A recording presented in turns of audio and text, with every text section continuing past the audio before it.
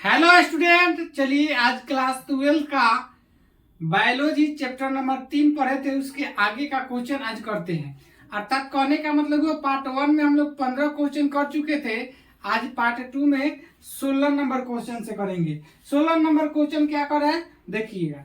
शुक्राणुओं की गति के लिए उत्तरदायी होते हैं। शुक्राणु की गति के लिए उत्तरदायी होते हैं। सबसे पहले शुक्राणु की संरचना किस तरह दिखाई देता है, आप लोग थोड़ा सा इस पे गौर कीजिएगा। शुक्राणु के संरचना के बारे में थोड़ा सा जान लिया जाए, उसके आगे के बाद का बात जाना जाएगा। देखिए, शुक्राणु को कुछ इस तरह का संरचना दिखाई देता है। एकरा के कहते हैं अग्रभाग, एकरा के कहते हैं मध्य भाग, इसको बोलते हैं पूछ। शुक्राणु के मुख्य रूप से 3 भाग हम लोग पढ़ते हैं। अब देखिए, शुक्राणु के है जो यहाँ से यहाँ तक भागवा दिखाई दे रहा है, इसको अग्रभाग कहते हैं। यहाँ से यहाँ तक दिखाई दे रहा है, इसको मध्य भाग कहते हैं। और इसको है देखिए, क्या होता है, पूछ होता है। आप लोगों को मालूम होना चाहिए, शुक्राणु का अग्रभाग में पाया जाता है एक्रोसोम, यानी अग्र शीर्ष भाग को कहते हैं एक्रोसोम कहते हैं। आप लोगों को पता होना चाहिए, क्वेश्चन कहीं ना कहीं आप लोग देखे होंगे। शुक्राणु के अग्रभाग क्या कहलाता है, एक्रोसोम। अब देखिए, जो शुक्राणु का मध्य भाग होता है, जिसमें कौन सी पाया जाता है, तो माइटोकॉन्ड्रिया पाया जाता है। माइटोकॉन्ड्रिया।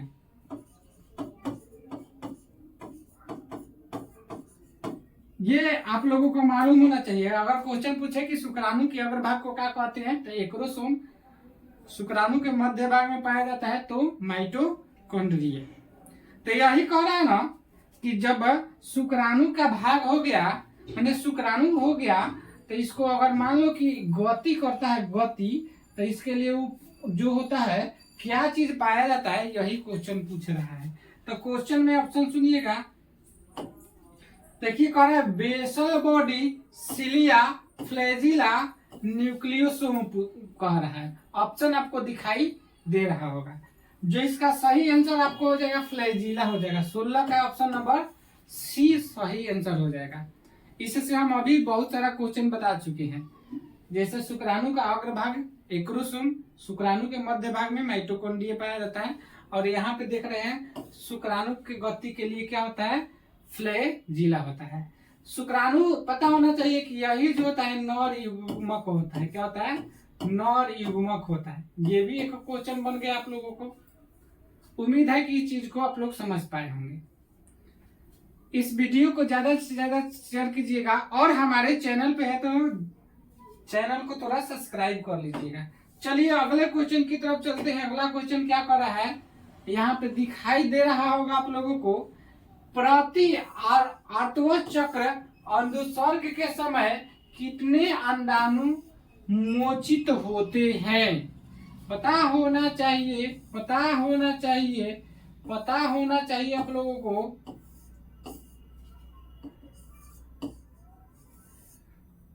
पता होना चाहिए। ये हो गया मादा जनन तंत्र, इसको बोलते हैं फैलोपियन ट्यूब, इसको बोलते हैं अंडाशय। अंडाशय की संख्या 2 गो, अंडाशय की संख्या प्रत्येक मादा में कगो 2 गो। अंडाशय से किसका निर्माण होता है, अंडाणु का निर्माण होता है। मालूम होना चाहिए। और अंडाणु क्या होता है, तो मादा युग्मक होता है। क्या होता है, मादा युग्मक होता है। एक क्वेश्चन इससे कितना क्वेश्चन बनाए आप लोग ध्यान दीजिएगा। तो यही कह रहा है कि आर्तव चक्र में अंडोत्सर्ग के समय, माने अंडा उत्सर्जन होता है, उस समय कितने अंडाणु मोचित होते हैं। तो मान लो कि अंडोत्सर्ग के समय अंडाणु कौन बना रहा है, तो आप लोगों को बताए हैं कि कौन सी बना रहा है। अंडाशय का काम क्या होता है, अंडाणु का निर्माण करना होता है। अब यहाँ पे दिखाई दे रहा होगा, अंडाणु का निर्माण अंडाशय का कर रहा है।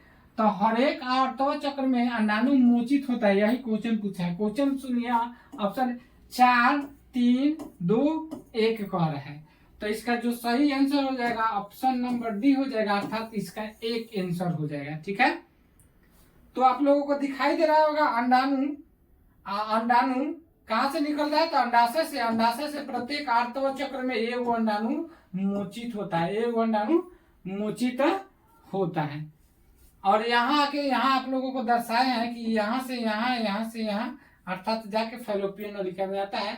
वहां निषेचन के लिए वेट करता है शुक्राणु, अगर आ जाए तो मिल जाता है, तो ये निषेचन की प्रक्रिया होता है। आगे इसको आप बताएंगे। चलिए अगला क्वेश्चन क्या करें, देखिए करा एक शिशु के लिंग का निर्धारण किसके द्वारा होता है? एक शिशु के लिंग का निर्धारण किसके द्वारा होता है?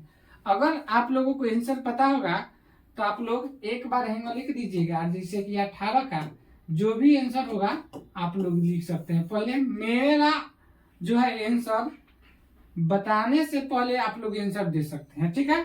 तो सबसे पहले कहते हैं शिशु के लिंग निर्धारण के, तो सबसे पहले मान लीजिएगा कि पिता हो गया चाहे माता, ठीक है। पता होना चाहिए कि पिता में गुणसूत्र XY और माता में गुणसूत्र XX होता है। पिता में XY और माता में XX होता है। मालूम होना चाहिए आप लोगों को, यहाँ से अर्धसूत्री विभाजन होता है X और इधर से Y, इधर से X, इधर से X। अगर मान लीजिए पिता का X गुणसूत्र माता के X गुणसूत्र के साथ अगर संलयन करेगा तो इस समय लड़की का निर्माण होगा, लड़की का निर्माण होगा, ठीक है। अगर पिता का अगर पिता का Y गुणसूत्र X गुणसूत्र माता के साथ मिलता है तो ये बनेगा XY हो जाएगा, XY हो जाएगा। तो XY का मतलब किसका निर्माण होगा?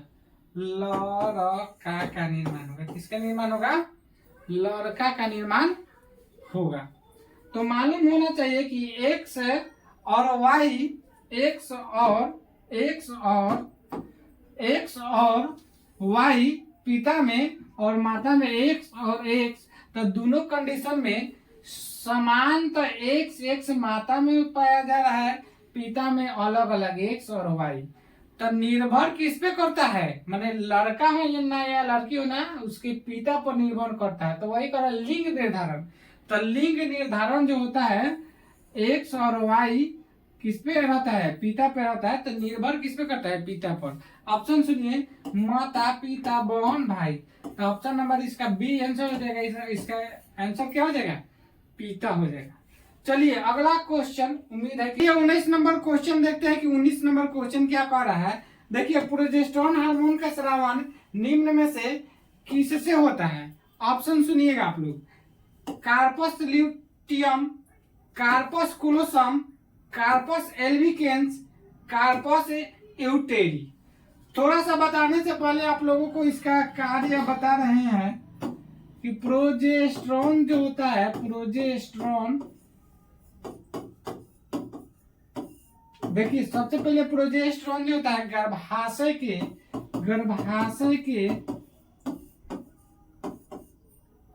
दीवार को मोटी करता है। क्या करता है? मोटी करता है। गर्भाशय की दीवार को क्या करेगा? मोटी करता है। एक बाद एक और करता है तो स्त्रियों को गर्भधारण के लिए क्या करता है? तैयार करता है। प्रोजेस्टेरोन हार्मोन का कार्य होता है। प्रोजेस्टेरोन हार्मोन का कार्य क्या होता है? तो बताए हैं कि गर्भाशय की दीवार को मोटी करता है, गर्भधारण के लिए तैयार करता है स्त्रियों को।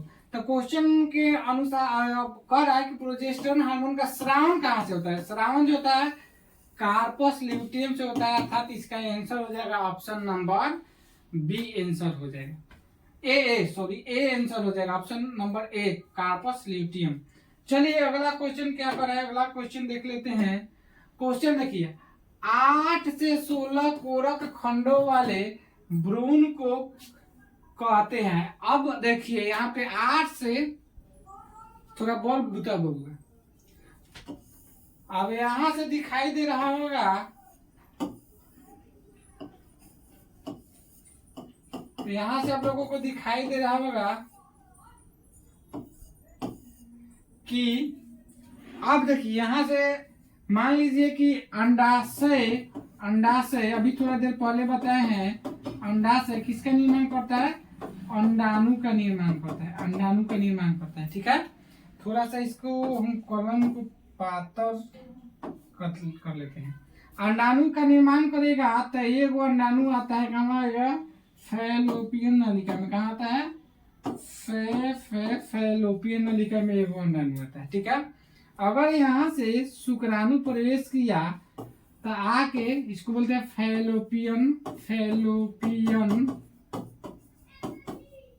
फैलोपियन नलिका इसको बोला जाता है। अब यहाँ से अगर शुक्राणु प्रवेश किया तो अंडाणु के साथ मिल जाएगा शुक्राणु, तो इस क्रिया को हम लोग कहते हैं निषेचन। निषेचन कहते हैं। पता होना चाहिए कि निषेचन की प्रक्रिया कहाँ संपन्न होता है? तब फैलोपियन नलिका में होता है। अब यहाँ मान लीजिए कि निषेचन की प्रक्रिया हो जाता है तो इसमें विभाजन शुरू होता है। 1 से 2 बनेगा, 2 से 4 बनेगा, 4 से 8, 8 से 16, 16 से 32, 32 से 64, 32 से कई बनेगा? 64 बनेगा।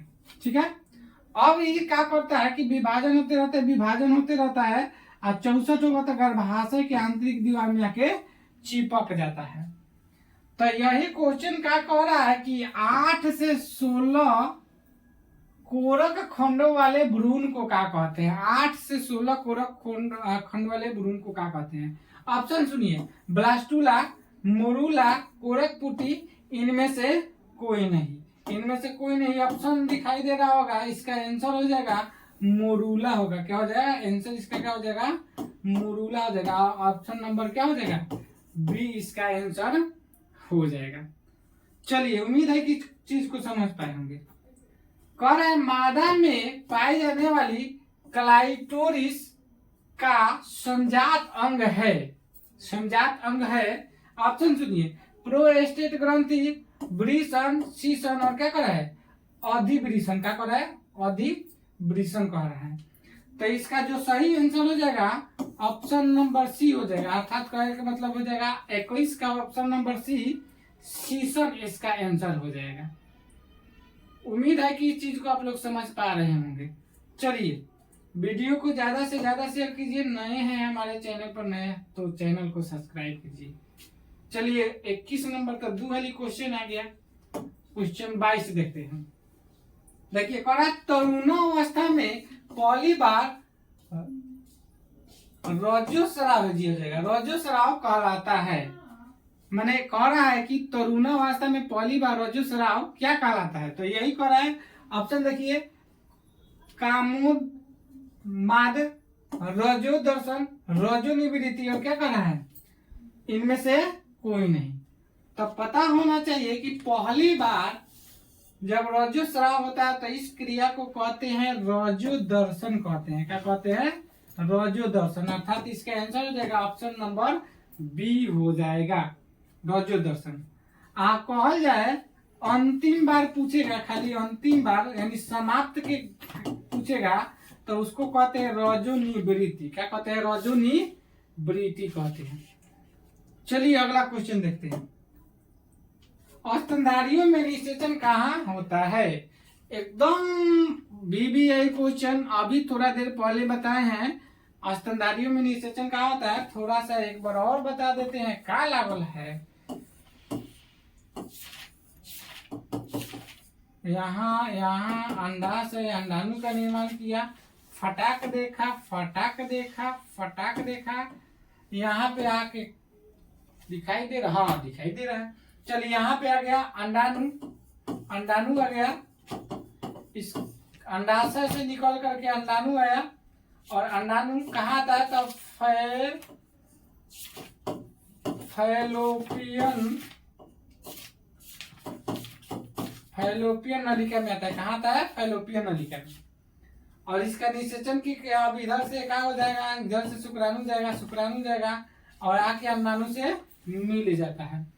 तो अंडाणु से शुक्राणु मिलने का कहाँ काम किया है? तो कहा है फैलोपियन नलिका में। तो क्वेश्चन देखिए, यहाँ कर है गर्भाशय, योनि, वेस्टिब्यूल। अब देखिए यहाँ पे कर है फैलोपियन नलिका। आंख मुद के आंसर मारिए ऑप्शन नंबर डी। आंख मुद के आंसर मारिए ऑप्शन नंबर डी हो जाएगा क्वेश्चन नंबर 23 का आंसर। क्वेश्चन नंबर 23 हो गया। 24 क्या कह रहा है कि वृषण कोश में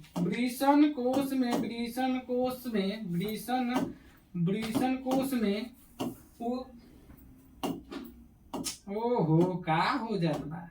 वृषण कोश में उदर गुहा की तुलना में कितने ताप की कमी होती है।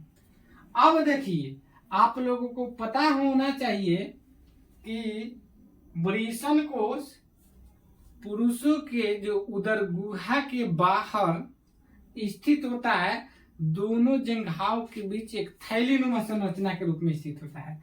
चलिए, इसका कह रहा है कि उदर गुहा के तुलना में इसका क्या होता है, तापमान की कमी होती है। मतलब कितने कमी होती है, 13 डिग्री सेल्सियस।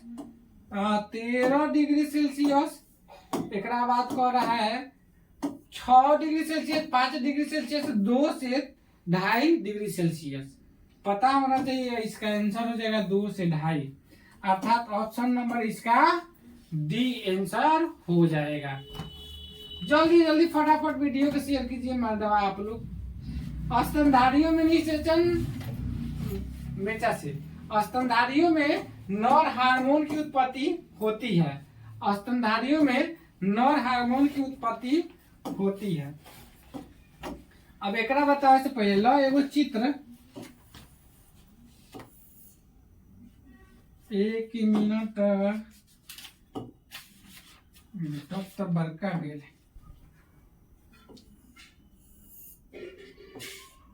यहाँ पे थोड़ा सा चित्र बना के हम समझा देते हैं।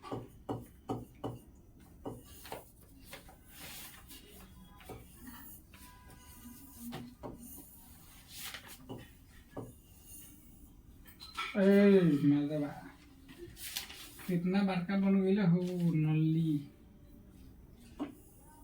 अब देखिए, दिखाई दे रहा होगा, इसको बोलते हैं नर जनन तंत्र।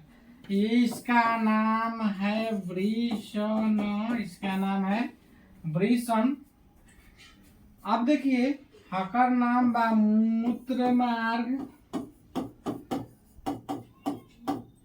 हेकर नाम बा शिश्न। चलिए, इसका ज्यादा नामकरण के फेर में नहीं लगा जाए, ज्यादा हमनी के टॉपिक पाया जाए। वृषण जो होता है बबुनी, वृषण का काम होता है शुक्राणु का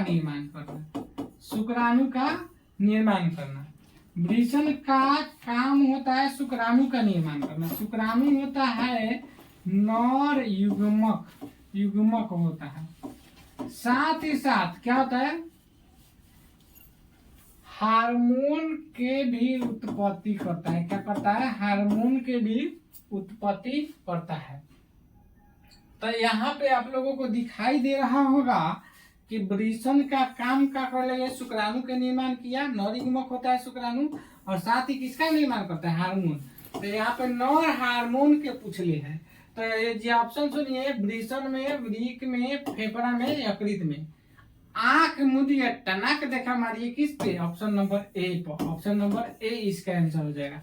देखिए यहाँ बताया ना, हार्मोन का निर्माण एकदम सब समझ में आएगा। पढ़ाई आप लोग खाली वीडियो को ज्यादा से ज्यादा शेयर कीजिए दोस्तों के पास। क्वेश्चन नंबर 26 का है, प्रसव के समय प्रसव पीड़ा प्रेरक हार्मोन है। प्रसव के समय क्या कर है, पीड़ा प्रेरक हार्मोन पूछ रहा है। कर एस्ट्रोजन, रिलैक्सिन, ऑक्सीटोसिन, प्रोजेस्टेरोन। आंख मूंद के इसका 26 का आंसर हो जाएगा सी, ऑक्सीटोसिन इसका आंसर हो जाएगा। क्या हो जाएगा, ऑक्सीटोसिन इसका आंसर हो जाएगा। चलिए फटाफट क्वेश्चन हम थोड़ा स्पीड में करते हैं, रेस में करते हैं। फर्टिलाइन नामक रसायन स्रावित होता है। फर्टिलाइन नामक हार्मोन स्रावित होता है। 27 का कर एक्रोसोम से, अरे मतलब रुकते नहीं हम तो, एक्रोसोम से परिपक्व अंड से, शुक्राणु से, ध्रुवीय काय से। इसका आंसर हो जाएगा परिपक्व अंड से। क्या हो जाएगा, परिपक्व अंड, अर्थात इसका बी ऑप्शन नंबर हो जाएगा आंसर। चलिए क्वेश्चन कर रहा है 200 शुक्राणुओं के निर्माण के लिए कितने सेकेंडरी स्पर्मेटोसाइट्स की आवश्यकता होगी। 200 शुक्राणुओं के निर्माण के लिए कितने सेकेंडरी स्पर्मेटोसाइट्स की आवश्यकता होगी। सुनिएगा ऑप्शन तभी आंसर बताइएगा आप लोग।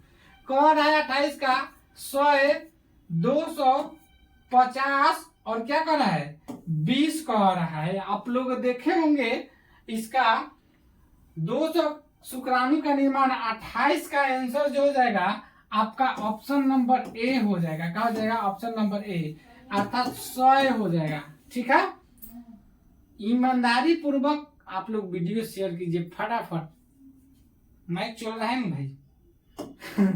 चलिए परिपक्व मादा युग्मक के बनने की प्रक्रिया को कहते हैं, परिपक्व मादा युग्मक बनने की प्रक्रिया को कहते हैं। क्वेश्चन सुनिए, वीर्य, अंड जनन, शुक्राणु जनन, एक्रोसोम।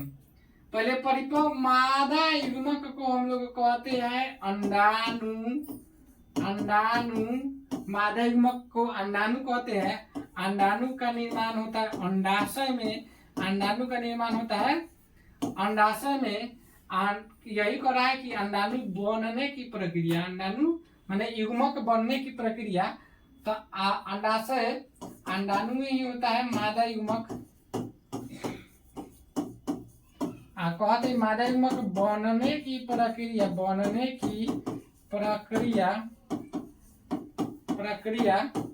क्या होता है। ऑप्शन सुनिए, वीर्य, अंड जनन, शुक्राणु जनन, एक्रोसोम। तो अंडाणु बनने की प्रक्रिया को हम लोग कहते हैं अंड जनन युग्मक। आप लोगों को पता होना चाहिए अंड जनन ऑप्शन नंबर बी में है। क्या में है बी में। इसका सही आंसर क्या हो जाएगा बी आंसर हो जाएगा। हाँ तो चलिए वीडियो चल रहा है आगे चलते हैं। 13 नंबर आज का 30 नंबर क्वेश्चन क्या कर रहा है, एक्रोसोम निम्नांकित में किसका संभाग है। गोल्जी काय, मानव शुक्राणु का शीर्ष, मानव शुक्राणु हो जाएगा का मध्य भाग, इनमें से कोई नहीं। एक्रोसोम पहले ही हम बताए हैं कि शुक्राणु के अग्रभाग अर्थात इसका शीर्ष भाग, मानव शुक्राणु का शीर्ष भाग, ऑप्शन नंबर बी इसका आंसर हो जाएगा। चित्र पहले ही थोड़ा देर पहले हम बता चुके हैं। इस तरह का संरचना होता है, एक के कहते हैं अग्रभाग या शीर्ष भाग भी बोल सकते हैं। इसको बोलते हैं मध्य भाग, इसको बोलते हैं पूछ। अग्रभाग को कहिए कि एक्रोसोम, इसमें कहें माइटोकॉन्ड्रिया रहता है।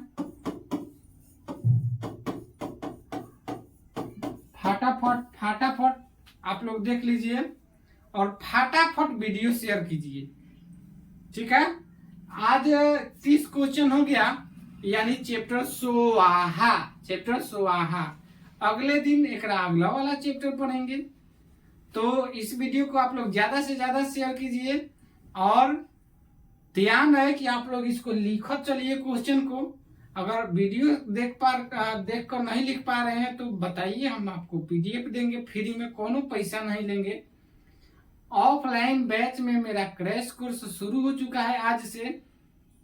जितने भी स्टूडेंट हैं गरखा के आसपास आना चाहते हैं, गरखा तो आके आप लोग ऑफलाइन में भी पढ़ सकते हैं।